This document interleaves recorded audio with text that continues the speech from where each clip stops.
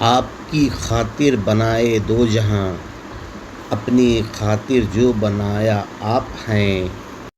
اگر آپ نے اس چینل کو سبسکرائب نہیں کیا ہے تو ضرور کر لیں۔ یہ کلام تاج الشریعہ رضی اللہ عنہ کا ہے۔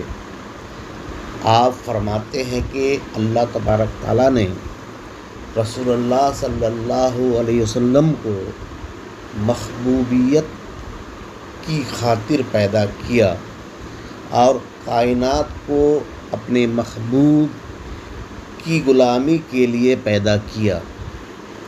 یہ کائنات رسول اللہ صلی اللہ علیہ وسلم کے صدقے میں بنا ہے۔